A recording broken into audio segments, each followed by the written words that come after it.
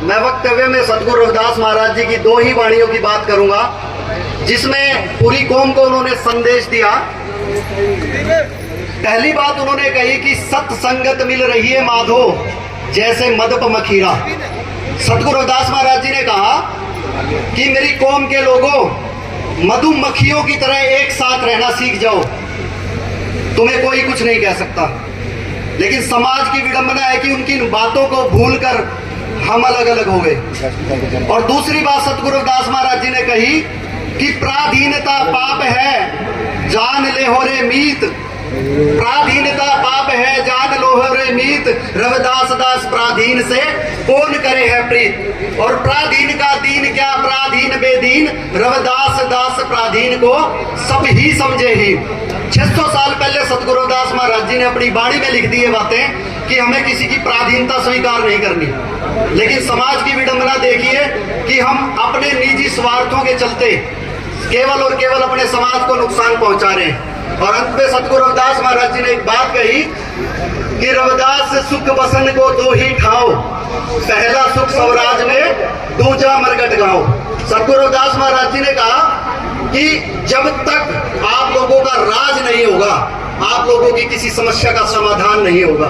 तो साथियों, आप सब इस चमार सम्मेलन में पहुंचे हो, अपनी जड़ से जुड़े, अपने विचारधारा से जुड़े। जब तक आप अपनी जड़ से जुड़े रहेंगे, आप एक ताकत के रूप में बने रहोगे। याद करो वो दौर जब तक हमारे बुजुर्ग चमार बन के रहे, हमारा राज रहा, सरकारें हमसे डरती रही। आज सभी सुविधाएं होने के बाद हमें फिर से उसी दुर्गति को झेलना पड़ रहा है कि हमें आज फिर से ये महासम्मेलन सिर्फ सरकार को डराने के लिए करने पड़ रहे हैं। तो आप सभी से अनुरोध है कि अपनी आवाज को बुलंद करें और चमार एकता को फिर से उस शिखर तक लेकर जाएं। और मैं मंच पर विराजमान सभी वक्ताओं से भी अनुरोध करूंगा कि अब कुछ ऐसे विषयों पे बात की जाए कि सरकार पर कोई दबाव बढ़े। तो इन्हीं शब्दों के साथ आप सभी का बहुत बहुत धन्यवाद। जय गुरुदेव, धन गुरुदेव। हमारे पूरे चमार समाज की तरफ से आज जो महासम्मेलन हिसार के अंदर अनाज मंडी में किया गया, उसके आयोजक हमारे प्रधान श्री शिषपाल चालिया जी, तमाम आयोजक मंडल और पूरे हरियाणा से आए हुए सभी संगठनों के, गुरु रविदास सभा, अम्बेडकर सभा, खुले सभा, हमारी जितनी मातृ शक्ति प्रेस के साथ आए, आपका भी स्वागत। साथियों, समय का अभाव है, समय बहुत हो गया। मैं तो ज्यादा बात नहीं कहूंगा, थोड़ी ही बातें कहूंगा। सबसे पहले तो मैं ये कहना चाहता हूँ कि हमें हमारे महापुरुषों गुरु रविदास जी ने भी जो है हमें संगठित होने का और जो है साथियों संघर्ष करने की बात कही थी, लेकिन हम लोग जो है कहीं ना कहीं उस बात से पिछड़ गए। आज बाबा साहब अम्बेडकर ने किन परिस्थितियों के अंदर संविधान लिखने का काम किया साथियों। आज सत्तारूढ़ ताकतें, कभी इनके मंत्री, कभी हमारे प्रदेश के मंत्री, कभी केंद्र के मंत्री संसद में खड़े होकर बाबा साहब अम्बेडकर का अपमान करते साथियों।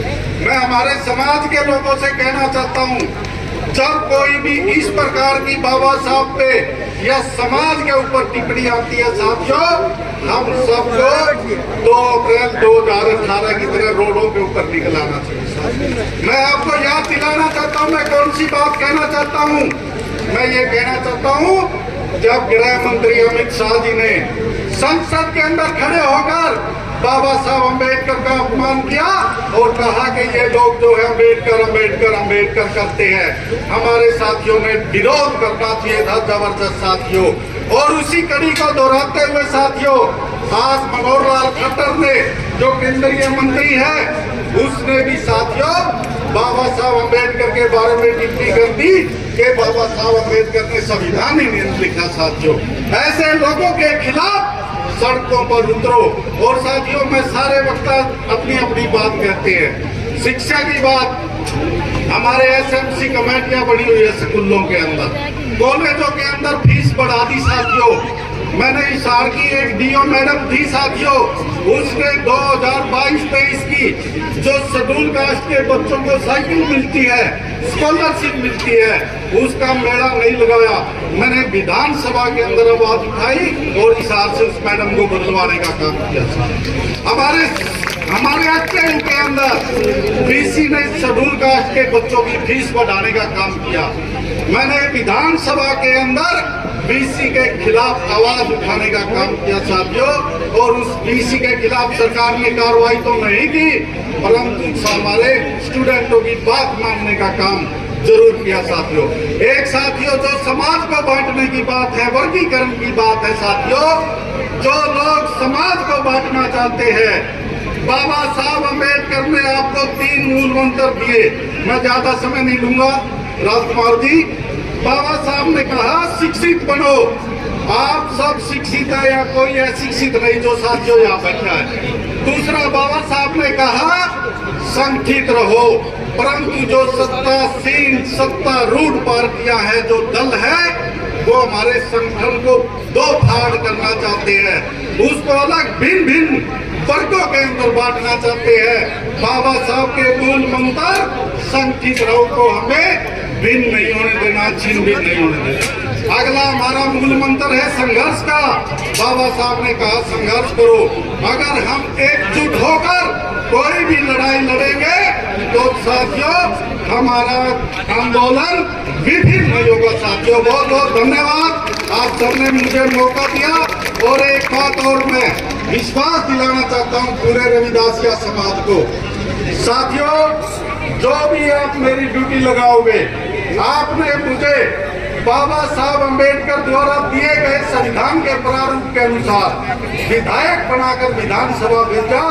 मैं भी आपको विश्वास दिलाता हूँ साथियों, जो भी समाज मेरी ड्यूटी लगाएगा, जो भी मुद्दा समाज का आएगा, उसको विधानसभा के अंदर पुरजोर उठाने का काम करूंगा साथियों। बहुत बहुत धन्यवाद। जय भीम, जय गुरु रविदास।